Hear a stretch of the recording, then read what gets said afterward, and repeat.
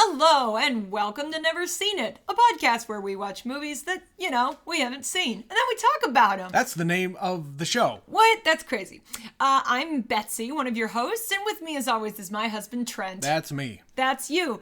So today we are continuing on our slight detour from the Fast and Furious series for another film that sort of relates, has kind of some similar themes, and we are watching today Smokey and the Bandit. Smokey and the Bandit. So I have seen this movie many times, and the person who has not seen this movie, by process of elimination, is sitting right across from me. Hi. So Trent, how is it that you have not seen the 1977 film Smokey and the Bandit? Because I watched Star Wars. Fair enough. You also weren't alive in 1977, which hurts you a little bit in that field. No, I've probably seen clips of it here and there. I mean, this is very much a dad movie. Yes. Like our dads probably have watched Smokey and the Bandit dozens of times. Absolutely. Over the years. It's also one that's on cable a lot. Yeah. Yep. It's an hour and a half long. Yep. And it's just an easy thing that can be just digested very quickly.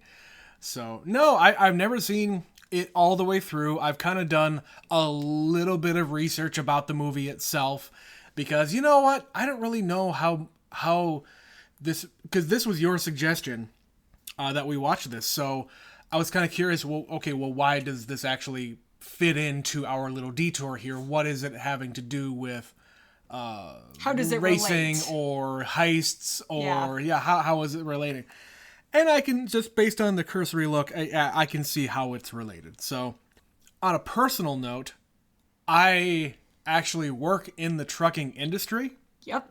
So, I'm sure there's going to be some jargon and some terms that I'm going to recognize, even from the 1970s, because, hey, trucking hasn't changed all that much. Right. The equipment is fairly similar. They still have, radios. They still call each other. CBs are very much a thing of the past in the trucking industry. They still call each other. Sure. But, the premise of the movie is, hey, Smokey is helping to, played by Burt Reynolds, Smokey is trying to help a trucker, I think, smuggle some beer across a border, and this is before something having to do with the beer was changed. I don't know if it was just the formula or the rules and regulations about where this beer can go to and from. There's not a lot of regulations anymore these days regarding alcohol, transport of liquor, alcohol in general. Some states there is. Yeah. I think the ones off the top of my head are New Jersey, Kentucky.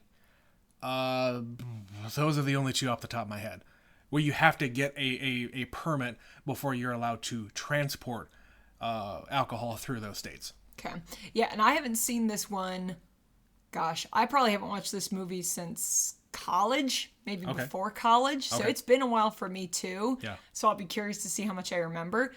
Do you know who's in this movie? Yeah, so it's Burt Reynolds and Sally Field are the two main people in the hero side, let's say, and it's Jackie Gleason. Yes. As the someone. I kept calling him Smokey.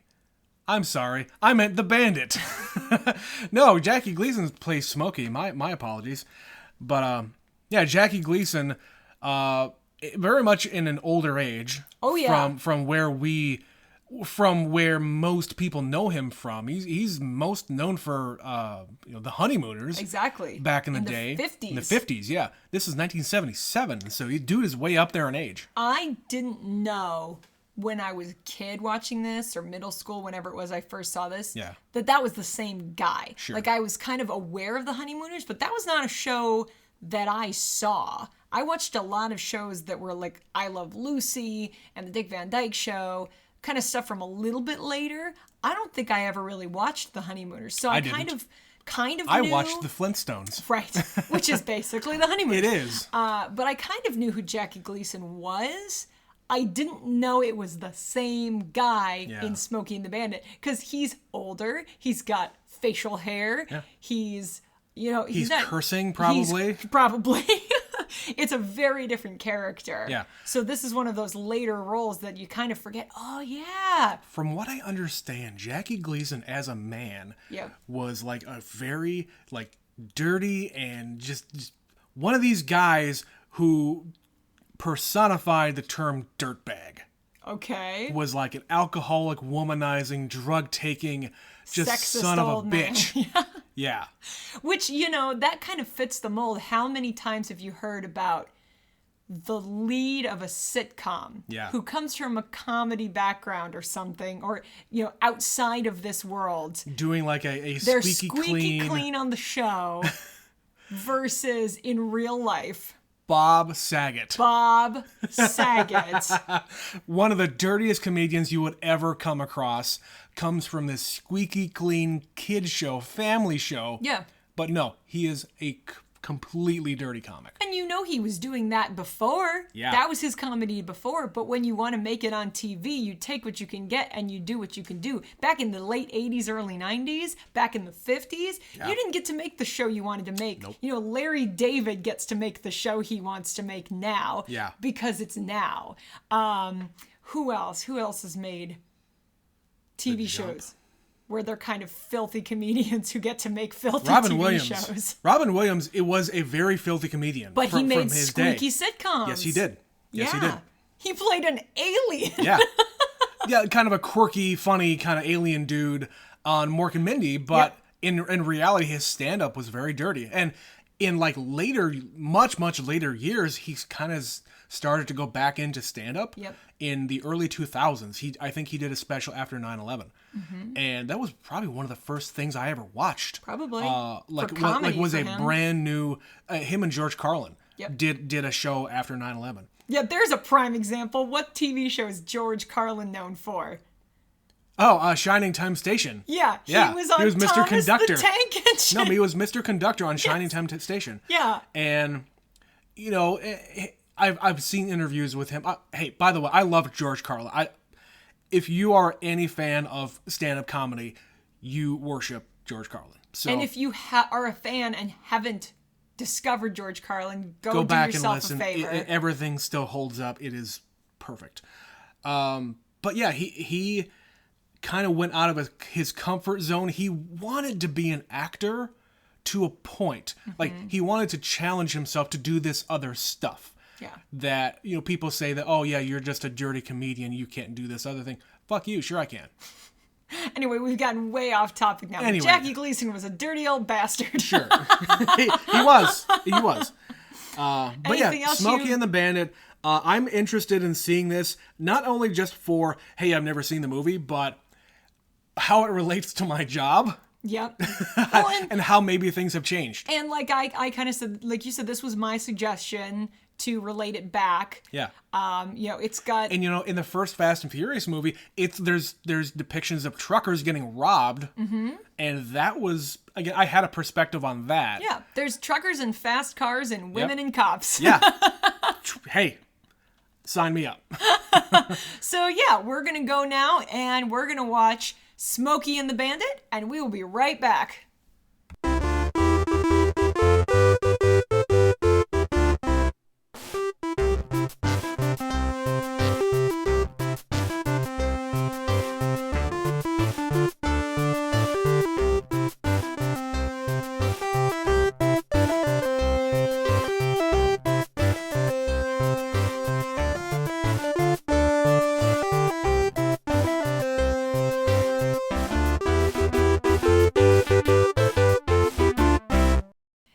We are back. So we just watched Smokey and the Bandit. Trent, what do you think? My face hurts from laughing so much. I looked over and you were smiling like every time I the looked over. The whole damn movie.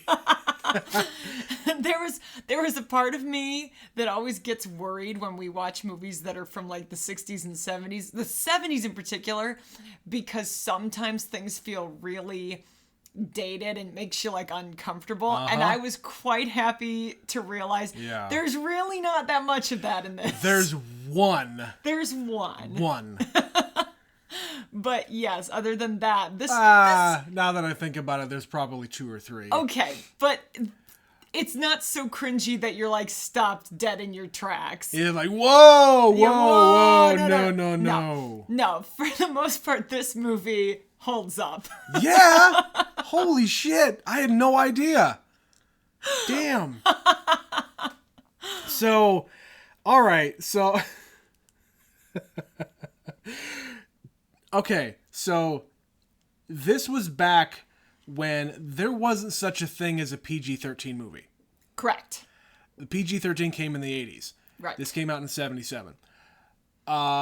This is about as PG-13 as you could possibly get without getting an R rating. Yes, but it is rated R. No, it's not. It's not? No. Is this PG? Yeah, at the very end of the movie, it came up after the credits. It said it was rated PG. This is PG for 1977. Yeah, so, I mean, other than, they referred to the F word twice. Yes. In the movie. Are you familiar with the phrase, the letters With the last F-O? F-O, as in fuck off. And when the sheriff was on the side of the road with the deputy, with the other, with one of the highway patrolmen in Alabama, he stopped him and says, "You get this piece of shit off my highway." And at the very end, the sheriff says, "Would you kindly fuck off?" But he doesn't actually say it audibly. It's overpowered by a truck going by honking his horn. Mm-hmm. Well, and then the only other one, Sally Field flips someone the bird. Sure. Which, hey, that's a gesture. That's a universal language. Yes, but they don't actually say it. No, they don't say that. They say some bitch a whole bunch. Oh, yeah. They say all sorts of stuff in this movie. Oh, yes. Which I said to Betsy during the movie. It's like, damn, if you see... I don't know if you've ever seen, like, an uncut version of this movie. Have you? Like, not on cable, you mean? Right. Like, totally uncensored... front to back, seeing and hearing everything. I genuinely don't know, because I'm sure I saw this on cable, but what I don't know is, did I see it on one of the channels that edits it with commercials, or one of the channels that just hits play and leaves it alone? Right. I don't really remember. It's been years since I watched this movie. But yeah, this movie is full of curses. Yes. For 1977, that is quite odd for me. For what was going on at the time and what the movies that were being put out were, like, damn, this was all over the place. Yeah, I think the 70s certainly was the time where they started to see how far they could push the language barrier. Yeah. Like, where is the line? How many times can Jackie Gleason say "some bitch"? Yeah. Instead of "son of a bitch"? Yeah. And they say shit a whole lot. Yeah. But you're right. They make poop and pee jokes without actually saying it. Yes. I gotta take a 1001 or something like that. Something like that. Or A 1001, a 1001 or a 1002. I think it was a 110 or 110. Yeah, I think it's a 1001 and a 1002, referring to number 1 and number 2. Correct. How did you like all of the lingo? So the lingo, the lingo really isn't a part of my job. Right. But the lingo that is depicted here. Them on the CB radio, that's trucker culture right there. Yes. They have a whole language. They really do. And, okay, I wrote down one line that I thought was just genius. Snowman said, "I need to suck down some go-go juice and shove some groceries down my throat." As in, I need to get some gas... or fuel in this case, yep. And get some food. Which I commented on it. You had noticed earlier in the movie that diesel was 42 cents a gallon. 47 cents a gallon. So 47 cents a gallon. And he filled up for $72 or something. Yeah. Big tanks. How many gallons are in a tank? I don't know. It depends on the truck. But it is hundreds and hundreds and hundreds of dollars, depending on what the price of fuel is that day. And lately, depending on what part of the country you're in, it's anywhere between $3 and $4 a gallon these days. How far can one of those go on a single tank? Because he's driving from Texarkana. Yeah. They're driving. They're driving about 950 miles. Right. They don't show the drive from Atlanta so much. They just kind of get there. For the uninitiated, that is called deadheading. Deadheading. Deadheading meaning that you are driving with an empty trailer to go pick up a load. Okay. So they get all the way to Texarkana, they fill it up, and then they don't show him stop until he says that. Yeah, and I think that is an unrealistic because, okay, when you're driving empty with nothing in the back of your trailer, you get much better gas mileage. Yeah, just like any car. Just like anything. With a full trailer that is like filled to the brim. Now, they did not fill up that trailer that much. Also not that well for as much as they were whipping around corners. No. That merchandise would not make it in one piece. No. But with a full trailer, you probably get anywhere between 4 and 5 miles per gallon. Okay. With a full trailer. He would have needed to fill up probably a couple of times. Okay. In that route. I don't really deal with drivers that have to... I don't really deal with drivers and their fill-ups and their hours of operation and things like that. You just worry about getting the stuff in the truck and getting the stuff off the truck. Pretty much. That's my job. They handle the driving. I handle getting them the loads. Yep, and in case something happens along the way. Yeah. So yeah. Is this a movie that is brought up a lot? No, never. Never? No. Now, the term Smokey is a thing in trucking. I have heard drivers say that to me in that, I had this Smokey roll up on me and inspect me for whatever reason and blah, blah, blah. And it's just in passing. Yeah. I know what they're talking about just because I know whatever the lexicon is. Yeah, this is nowhere near anything like my job. No. No. Obviously.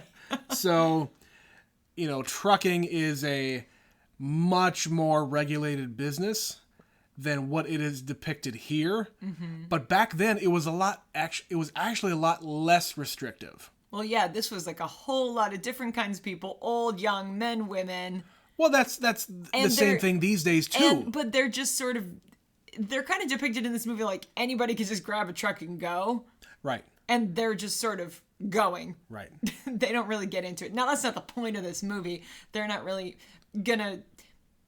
They don't need to give you the ins and outs of the trucking industry. No. They're big, tough guys in big, tough trucks. And they're like, kind of fuck the police. Pretty much. So let's talk about the actual thing that they're doing here. Yeah. So they got a job to haul beer from Texarkana, Texas, all the way to someplace in Georgia. I don't know if they actually say. I feel like they said Atlanta, I don't remember. Georgia. And according to the laws of the time, there's something in Coors beer that doesn't travel well. Right. I was just looking at this, and basically the way they make the beer, it has to stay refrigerated. Yeah. And in the truck, they didn't have refrigerated trucks in those days, I assume. Mm-hmm. And so it was limited to a distance. You could only drive it so far before it becomes... Because it was made in Colorado, as a lot of beer is. It's the main producers of beer are in Colorado and St. Louis. At this time, or just in general? In general. Okay. And there are only a couple of different big brewers out there. Those are the two big locations. So they're not allowed to take it past there, but in Texarkana, that's a distributor. So they keep it on ice there, so to speak. They keep it in a fridge. The laws at the time, you're not allowed to take it there because they're assuming that you're actually coming from Colorado, and you can't have that go across state lines. Now, again, back then, I don't actually know what the regulations were. I just take it on faith that they know what they're talking about. Right. It was a different time, and you couldn't travel. Things didn't travel. Yeah. In those days. Yeah. Like they do now. You can get anything to anywhere pretty much overnight now. Right. So the industry has been basically completely deregulated in those parlances. it's free game across the board to a point. Like, you can't haul hazardous material without permits. You can't haul like liquid, like stuff that's gonna slosh around in the trailer without a license. It's called an endorsement on your license. Like you have to have an endorsement to drive a motorcycle. Right. You have to have a commercial endorsement to haul liquid like that. So that all being said, these days you don't really need a permit to haul beer. Right. Beer and wine, like lower alcohol content stuff, you don't need licenses for the most part. If this movie were made today, they would not be driving cases of beer. No, not at all. Go to your grocery store, go to your local distributor of alcohol. How many do we have in town that just have beer? Right, and this is Coors. Right. You know, the banquet beer. Maybe in 1977. Yeah. Which I don't really know. The fanciest, nicest beer around. Hey, yeah, if you can't get it, it is the fanciest, nicest beer around. But, you know, so talking about the route that they're taking, it was about 950 miles. Is it one stretch? Yeah. So these days, the way drivers are allowed to do their business is that you're only allowed to basically be on duty for 14 hours a day. Yeah. Okay. So 14 hours a day, that translates roughly to about 500 to 600 miles a day. Okay. Depending on the roads that you're on and how many breaks you want to take and how old of a driver you are, how tired you get. How often you stop and how much you need to get gas. There's all sorts of different things that go into how many miles you do in a day. Right. This particular route is highly illegal these days. This is highly illegal anyway because he's driving as long and fast as he wants to get there. Yeah. And he is driving as long and fast as he wants with a trailer full of illicit materials. And everything about this is illegal. Emphasis on fast because holy shit, the dude was doing like 93 miles an hour, he said. Have you ever heard of a truck going that fast? Yes, but they're burning fuel like crazy. Yeah. Like they're getting maybe 1 mile a gallon. You know, like think about it. Like burning $4 worth of fuel every single mile that you're going. To get a quarter of the way across a state. Right, to get hardly any kind of money for it. Yeah, it's ridiculous. That would be a bad life choice. Oh my God. But throw that all out the window because fuel is 47 cents a gallon. Right. The efficiency of these trucks are basically nothing. It's garbage. Yeah, it's terrible. They're in it for the money and the fun. But exactly. So you're getting $80,000 to do this, to drive all the way there, empty for nothing. Yep. And drive all the way back with half a truckload. You better damn well get a lot of money for it. Right. And they basically, it's a bet. They take a bet.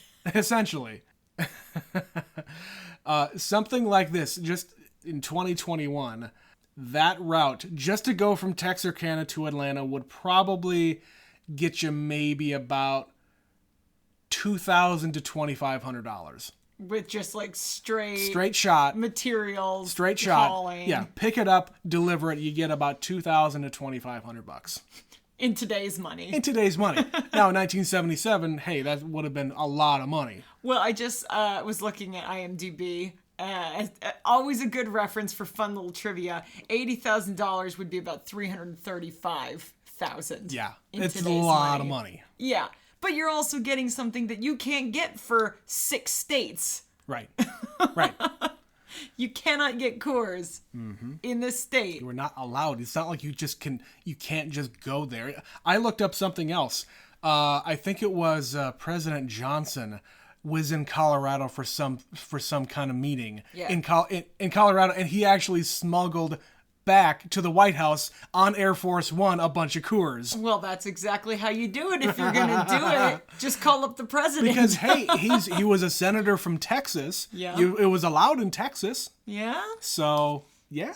Yeah, he had a workaround. Yeah. Local beer for him. Oh, that's funny.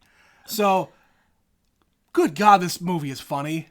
We already said that, but man, this movie was funny. Just Jackie Gleason just being exasperated was the best thing I've seen all day. So 2 things about that. One, there was basically no script for this movie. I can imagine. Jackie Gleason in particular improvised almost his entire part. Jesus. And the only reason Junior, his son, is in the movie is so that he could play off of somebody. He said, don't be an idiot. I can't just sit in the car by myself. I need someone to play off, as a consummate comedian would do. Sure. But yeah, he is the king of reactions, subtle and big. Yeah. In this movie, like, Junior would say something stupid and he would just sort of squint his little eyes and glance. With his John Waters mustache. Yep, just barely looks at him. And it's fucking hysterical. Oh. And then the other time he's going to 11 and he's just getting up in the cop's face and he's just like, do you know who I am and what I've gone through, and get out of my way? And kindly fuck off. Oh. Oh yeah, he is really, really great this week. And like, he tries at the beginning when he first appears, he tells the kids at the side of the road who are trying to scrap the car, you look tired, arrest yourself. And they put their hands on the car. And they probably know him. Yeah. They know him. They know his reputation of being a son of a bitch. Yep. Hey, let's get out of here. You do what you want. I'm staying here. They know me. He probably knows their name, their parents' names, where they live. Because it's probably a small town Texas kind of a community. Absolutely. I know exactly who you are and how to find you. You go home if you want, but I'll find you. Right. So you might as well stay here, you troublemakers. And apparently, Buford T. Justice, first of all, is like the greatest name for a cop ever. It's fantastic. That was a real person. I did read that. I did read that. So apparently, Burt Reynolds' dad was a California state. I don't know. Anyway, Burt Reynolds' dad was a cop, and he knew somebody who was also a cop named Buford T. Justice. What a name! Perfect What name. a name! And then you give Jackie Gleason complete creative freedom to just run with it. Yeah. This is your name. This is who you are. Be free, sir. Yeah. I loved the line, speaking of Buford T. Justice, there's the part in the movie where he gets hung up at the funeral procession. Yeah. And of course, his son says, he sure had a lot of friends. And then he just responds, they should have cremated the son of a bitch. That was great. And then he takes his hat off. Takes his hat off for respect. I should have cremated the son of a bitch. Oh, that cracked me up. Next time I get behind a funeral procession, I'm going to say the same thing. No disrespect to the dead. No. You should get cremated anyway. Oh my God. I had no idea. So this was a complete mystery to me. This movie in general. Okay. I didn't really know the plot. I didn't really know how these characters interacted with. I know how they interacted, but I didn't know how they met up. I didn't know Sally Field's character just was a runaway bride. Yep. Essentially. And she gets picked up by Burt Reynolds on the side of the road after she abandons her vehicle in her wedding dress. Yep. And she's very Sally Field in this movie. She's talking totally. a mile a minute. Oh, totally. And just making up stories about her character. I love young Sally Field. Also, she's so tiny. She's 5'2", which of course I wrote down. She's too short to be a dancer. That's true. Now, in those days, not necessarily the case because, Judy Garland was 4'9". Yeah. Back in the 40s, 50s, 60s, the height has gone up. Sure. To be a dancer these days, you have to be a lot taller. Yeah. But I was just like, she's too short to be a dancer. But yeah, Sally Field. She's with, great. With her Farrah Fawcett hair. Feathered locks. Oh my. Gal was a looker. I'll say that. For her 1977 attire and look. Well, Burt Reynolds wanted her in this movie. And he got her. And they made 4 movies together. And they were dating. Yeah, I did read that as well. After this movie, they got together. Yep. Yeah. Which, You know what? You know what? After that kind of performance, I would get with Burt Reynolds too. I always think it's so funny that Burt Reynolds was such a sex symbol in the 70s. I believe it. That guy with believe his weird mustache and thinning hair. That man is hairy. A hairy man. Hairy man. Little story for our listeners. There's a bar in our town that has two different levels. There's a bar on each level, and there's seating everywhere, and there's also an outside. In the upper level, there's the bathroom area where you kind of have to go around a corner, and you go down a little hallway to the men's and women's restrooms.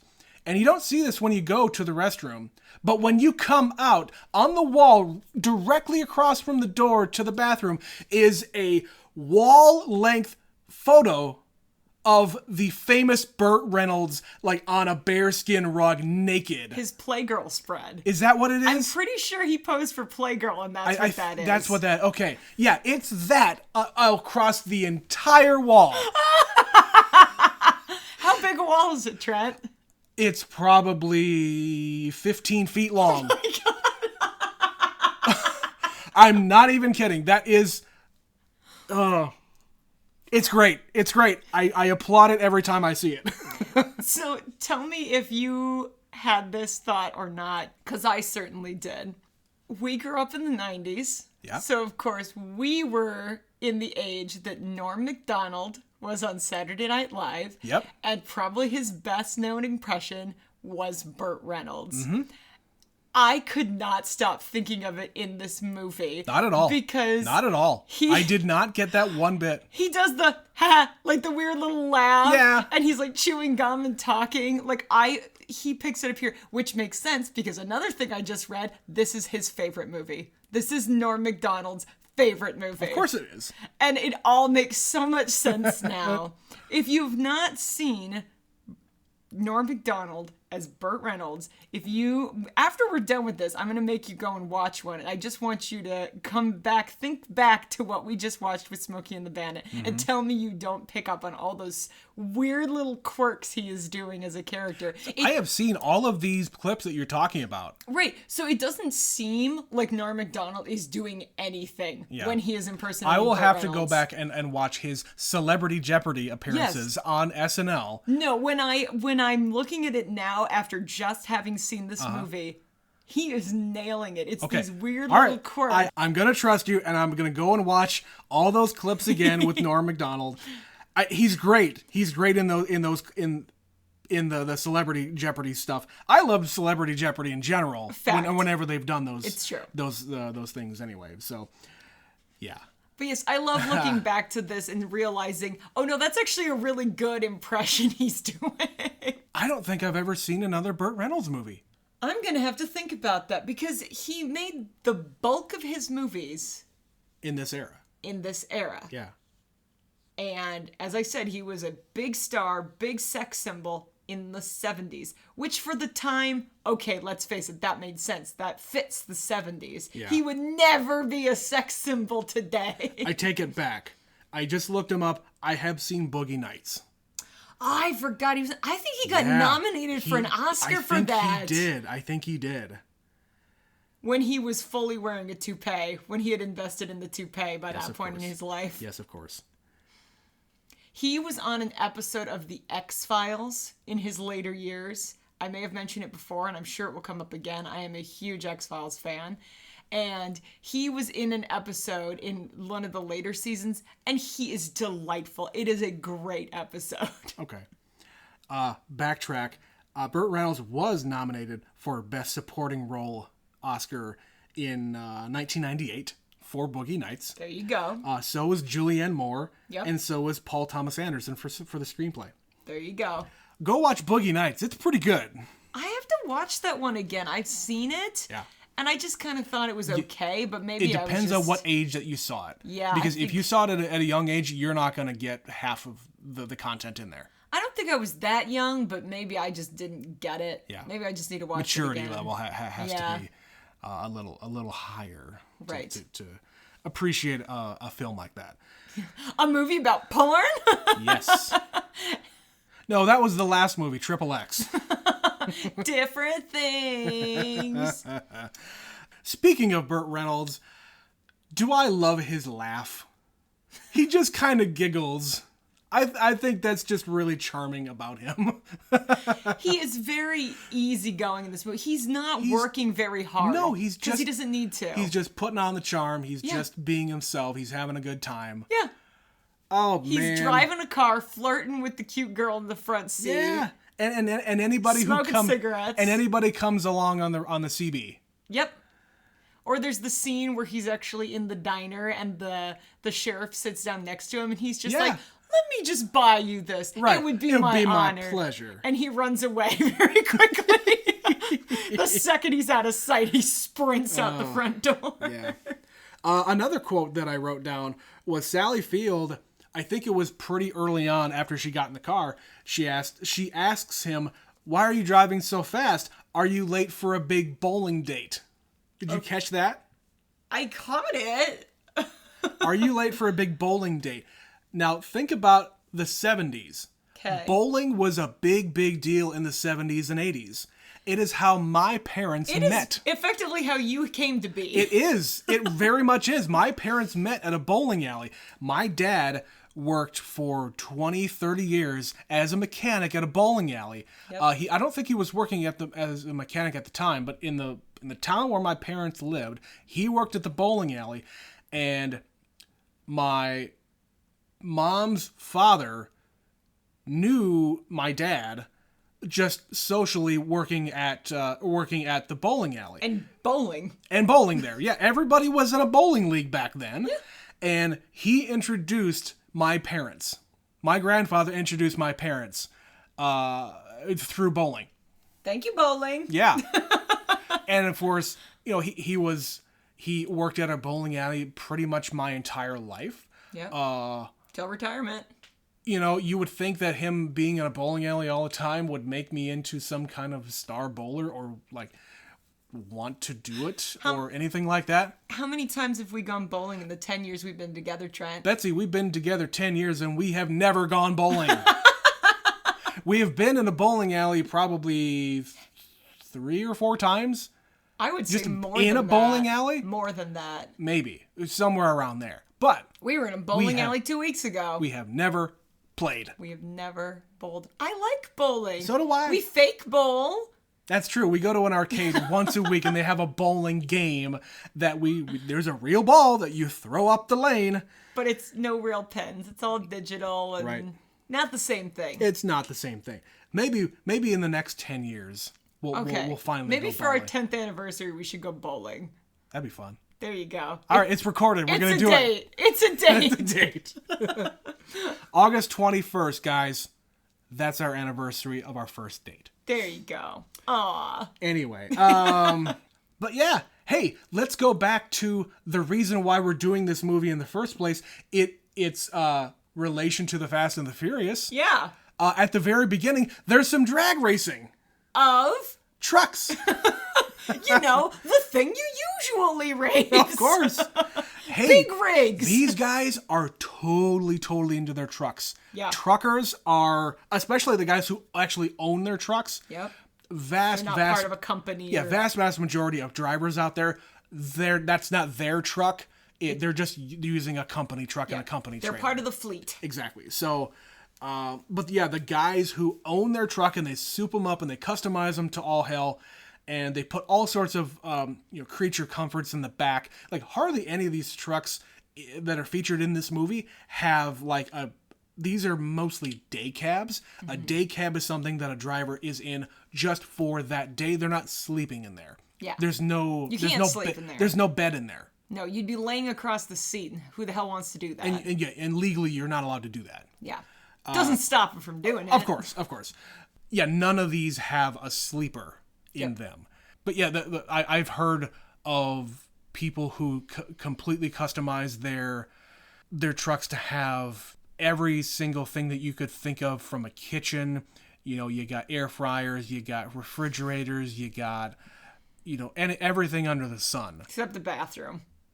You'd be surprised. Really? You'd be surprised. Bathroom and shower. In a truck? In a truck. With running water? Yeah. That is These a guys, customized truck. These guys get creative. And a lot of times they do it all themselves. How many square feet would that be? I don't have a clue. I don't have a clue. It's like taking a tiny house on the road with you. It's a tiny house to the nth degree. Mm-hmm. With wheels. The tiniest house. Yeah. Yeah. That's crazy. I've never heard it going that far. I know they have a cabin where you can actually lay down and sleep, but I figured that's as far as it went. Nope. Well, Oh, no. right then. Oh, no. People live, I mean, they're on the road for weeks at a time. Yeah. So you don't gotta, always want to be in a hotel. You gotta have a creature compass. You don't always have a hotel, I suppose. And hotels and motels, they're expensive. That too. Why would you want to throw out part of your cut to just staying in a hotel when you could have everything that you would need in your truck? All you need to do is sleep. If you need a shower, go to a truck stop. Mm-hmm. You know? Yeah, fair enough. Yeah. So do they race? Have you seen trucks or heard of trailer truck races? Yes. Where? Northern Minnesota. Is that an annual tradition? Yes. For what? Pride? Well, why would you race anything else? I need details. Is this like a festival? Is this a... It's basically like this. They just have how they depict rodeo, it. basically. A rodeo, yeah. Rodeo. R-O-A-D-E-O. Yeah. And they gather in northern Minnesota once a year. These are the ones that I've heard of. Okay. Now, there are like truck parades that go around. There are truck convoys that are more ceremonial. Like there are sometimes like protests that happen with trucks and truckers. They will go around and they'll honk their horns for whatever their cause is for that day. But yeah, there are totally things like this that happen around here that I've heard of, and I know people who have gone. Well, all right. Yeah. The other thing that obviously relates to our Fast series is the very fast car that he spends the entire movie Pontiac driving. Trans Am. The 1977 Pontiac Trans Am.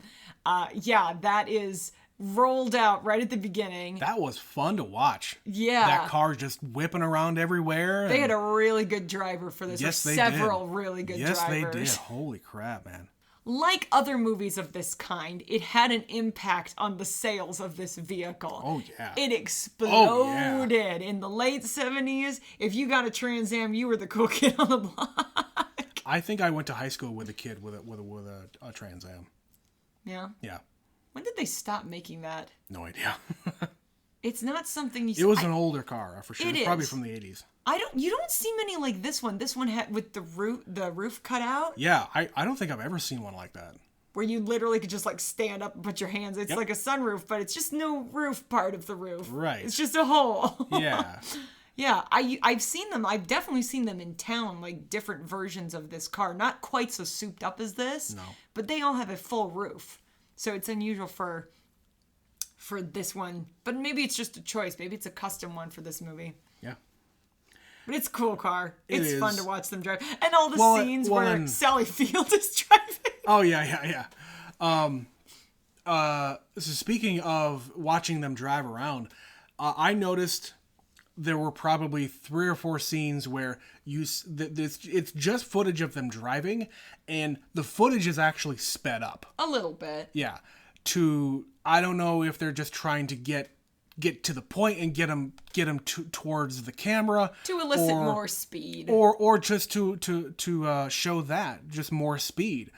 But there was a couple of instances where the truck and the trailer were going at speed that if they were actually going that fast, the whole thing would have tipped over. Oh my gosh, 100% at the very end. Yeah. When they make it.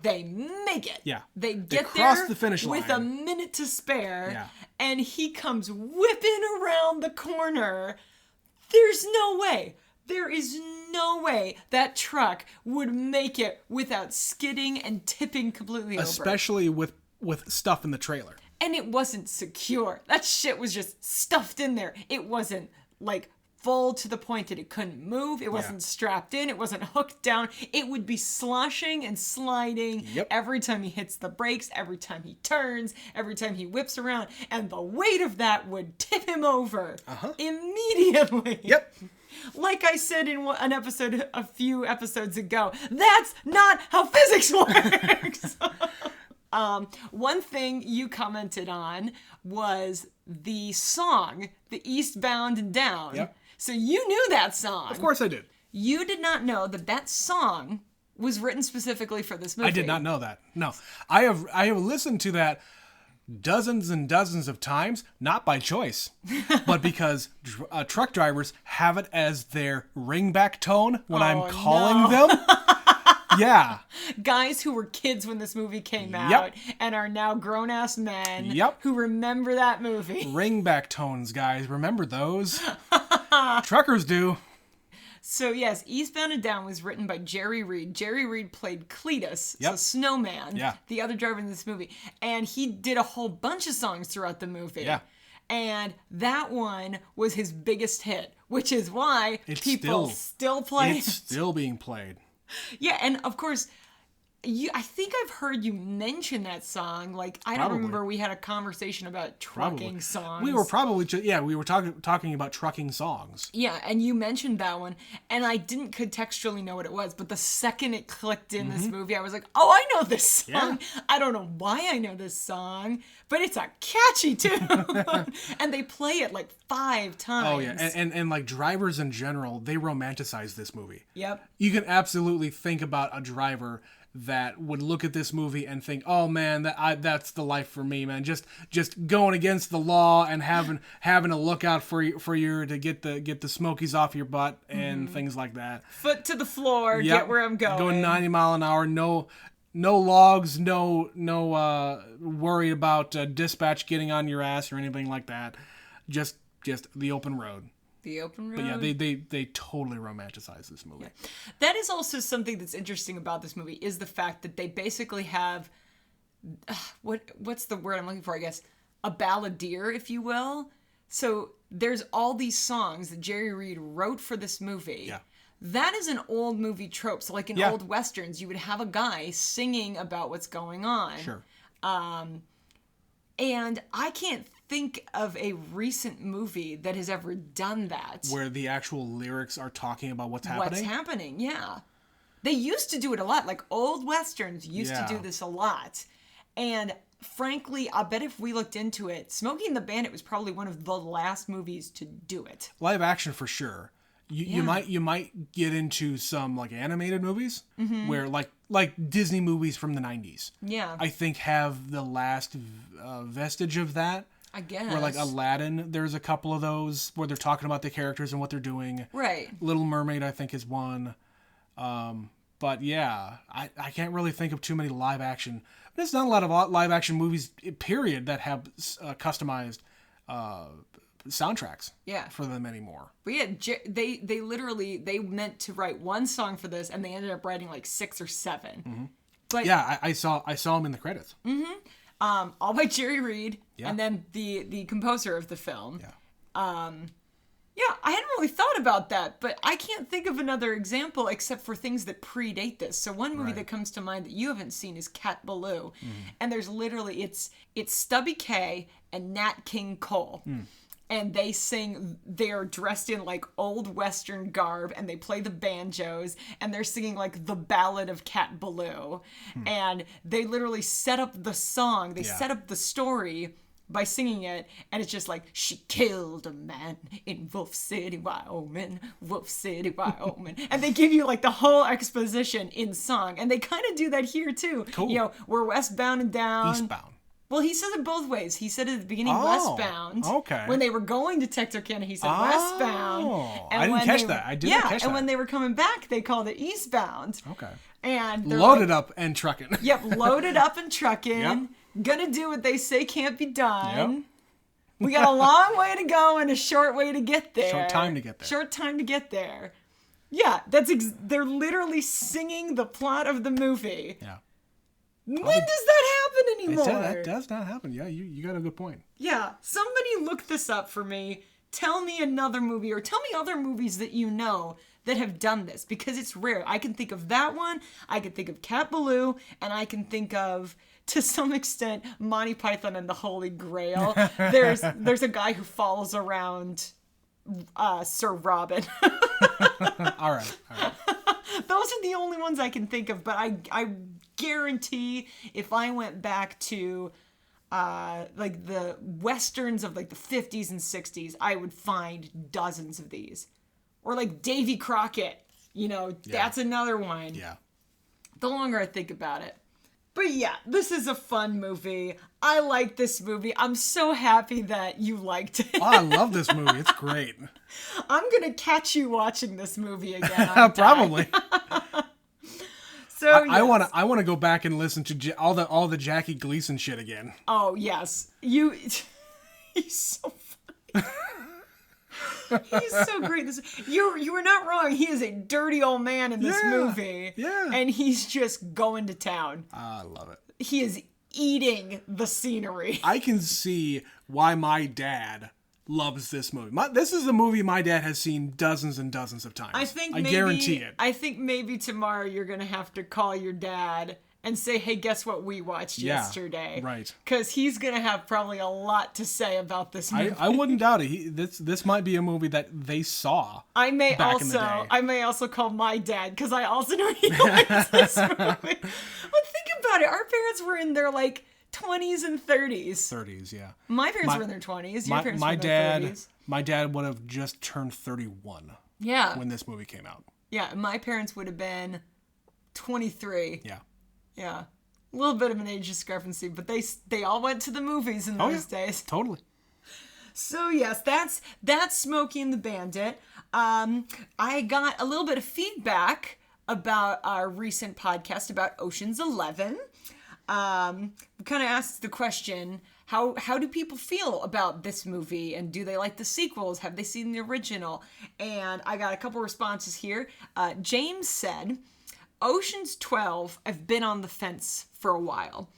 I love the laser dance towards the end, and there are some really clever moments here and there, but can't say I'd see it again. This goes to show you how little, you've obviously never seen it. Nope. And I've only seen it maybe once. I don't know what he's talking about. Okay.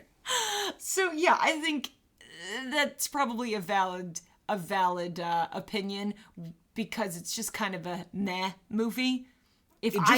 Probably doesn't need to exist. No, I remember one thing about it, and it's very stupid. So I'm not going to share it here. I also had Rick respond, Ocean's 11 finishes with a heist that is not actually plausible, but it is so fun you don't notice. Yeah. Ocean's 12 is based around a heist that is ridiculous, and then has a twist that mocks you for caring about what had been happening for the previous 2 hours. Oh, I hate that. I hate that. The fact that the movie treats you like you're stupid for paying attention. I guess. And fuck that. Finally, he says, Ocean's 13 is orange. Ocean's 11 is orange. I said it when we were watching it. Everything has a yellow glow, an orange glow. The warm light. The movie poster is orange. Yes. Indeed. So yeah, there's a couple of thoughts about that. So if you have any other thoughts about any of the movies we've watched recently, obviously we're still getting into the Fast and Furious series. If you have some upcoming thoughts, hang on to those. When we watch those, give them to me. But if you've got some thoughts on Fast 5, Fast and Furious, any of the preceding films, or this one, what age were you when you watched Smokey and the Bandit? Tell us what you think about Smokey and the Bandit. Yeah. We'd love to hear from you. I feel like there's some people out there that have opinions about this movie. And I hope they're all good, because I don't want to hear any negative. We don't want your negative about this shit. No, we take it back. If you don't like this movie, tell me why. Explain yourself. I want you to explain to my husband why you are disappointing him. So yes, reach out to us. Trent, tell them how they can reach out to us. Our email address is neverseenitpod@gmail.com. Or you can reach out to us on Twitter at neverseenit_pod. Yeah, or if you know us personally, send us a fake Facebook message. Yeah. Text us. We don't care. We like you if we already know you. We're not that rich and famous yet. But to help us out to get there, support us on anchor.fm. Click the link in the description of this episode. It says something about support. You'll figure it out. You're smart people. You listen to this podcast. You're smart and intelligent and good-looking people. Yes. Highly, highly sexy. All of you. You're like the Burt Reynolds of your own circle. Couldn't have said it better, Betsy. And with that, we leave you. Until next time, I have been Betsy. And I will forever be Trent. And we thank you for listening. Goodbye. Goodbye.